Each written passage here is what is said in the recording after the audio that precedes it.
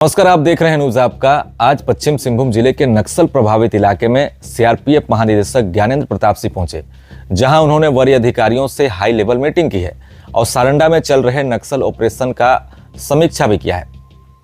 आपको बता दें कि सारंडा क्षेत्र में सुरक्षा बलों द्वारा लगातार सर्च ऑपरेशन चलाया जा रहा है। ऐसे में सीआरपीएफ डीजी का यह दौरा काफी अहम और विशेष बताया जा रहा है और विशेष माना जा रहा है। खास बात यह है कि पिछले 40 दिनों के भीतर यह उनका दूसरा चाईबासा दौरा है। इससे पहले वे 19 जनवरी को चाईबासा पहुंचे थे। उस समय में इनका दोबारा दौरा इस बात का संकेत दिखाई दे रहा है कि नक्सलियों के खिलाफ और एक बड़ा ऑपरेशन और निर्णायक अभियान चलाने की तैयारी तेज हो चुकी है। यानी कि संकेत साफ है, 31 मार्च तक नक्सलवाद को खत्म करने को लेकर सारंडा में नक्सल अभियान और जो है काफी तेज चलाया जाएगा। माओवादियों के खात्मे को लेकर नए रणनीतियों पर भी चर्चा की गई और कई तरह के जो है दिशा निर्देश भी दिए गए हैं। सीआरपीएफ डीजी ज्ञानेंद्र प्रताप सिंह ने अधिकारियों को निर्देश दिया है कि नक्सल विरोधी अभियानों को और ज्यादा मजबूती देने के लिए, प्रभावी बनाने के लिए सुरक्षा बलों के बीच बेहतर कॉम्बिनेशन जो है तैयार किया जाए।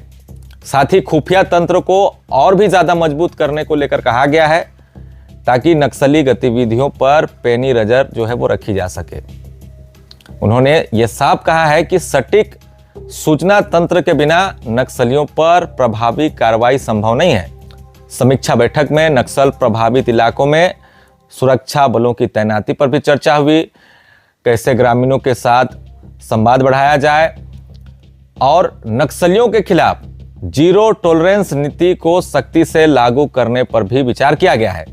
अधिकारियों को निर्देश दिया गया है कि नक्सलियों की आपूर्ति व्यवस्था, यानी कि उनके लिए जो सामानें पहुंचती है, चाहे वो खाने पीने को लेकर हो, चाहे बम बारूद हो, कोई भी सामान हो, उस नेटवर्क को तोड़ना है और उनके लिए जो सहयोग करते हैं, जो उनके सहयोगी होते हैं, उन पर भी ठोस कदम उठाने को कहा गया है। यानी कि एक बड़ी कार्रवाई उन पर अब की जाएगी।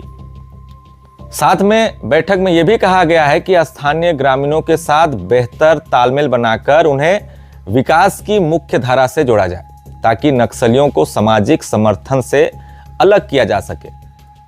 आपने देखा होगा सारंडा के अति नक्सल प्रभावित इलाके काफी पिछड़ा है, सड़कें भी जो है उतनी अच्छी नहीं है, कई सुविधाएं उन्हें नहीं मिल पाती है सरकार की। ऐसे में सीआरपीएफ डीजी ने यह निर्देश दिया है कि उन्हें मुख्य धारा से जो है जोड़ा जाए लोगों को, ताकि सामाजिक समर्थन जो गांवों से मिलता था माओवादियों को, वो ना मिल सके। आप ये तस्वीर देखिए, ये तिरिलपोसी गांव की है। ये वही तिरिलपोसी गांव है जहां पर कुछ दिन पहले सिविक एक्शन प्रोग्राम चला था। मैं भी वहां पर गया था।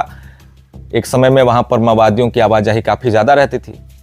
चौक चौराहे में माओवादी बैठे रहते थे। हाल के दिनों में आपने देखा होगा आईडी विस्फोट की घटना को देखने को मिली, जिसमें 2 ग्रामीणों की दर्दनाक मौत हो जाती है। इससे पहले 2025 में भी जनवरी के महीने में 7 साल की मासूम बच्चे की भी उस गांव में मौत हो जाती है। यानी कि काफी सेंसिटिव एरिया तिरिलपोसी बिटकिलसोय अभी भी बना हुआ है।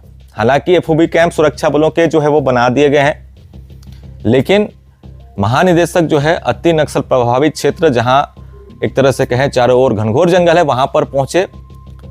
सभी वरीय अधिकारी मौजूद थे। हाल में हुई घटनाओं पर भी चर्चा किया गया, माओवादियों के मूवमेंट की भी जानकारी ली गई और यह भी जानकारी ली जा रही है कि माओवादी जो है अभी क्या सोच रहे हैं, वो आत्मसमर्पण करेंगे या फिर इसी तरह मुठभेड़ में मारे जाएंगे।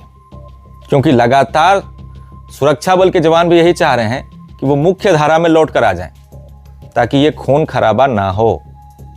मगर छत्तीसगढ़ हो या फिर उड़ीसा के दर्ज पर यहां के माओवादी जो हैं, कोई भी बातचीत अभी तक, कोई भी संकेत अभी तक उनकी तरफ से देखने को नहीं मिल रहा है।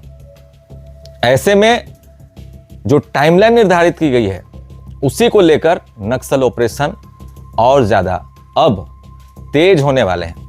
हाल में आपने देखा होगा कोलबंगा में एक मुठभेड़ देखने को मिली। आईडी विस्फोट की घटना से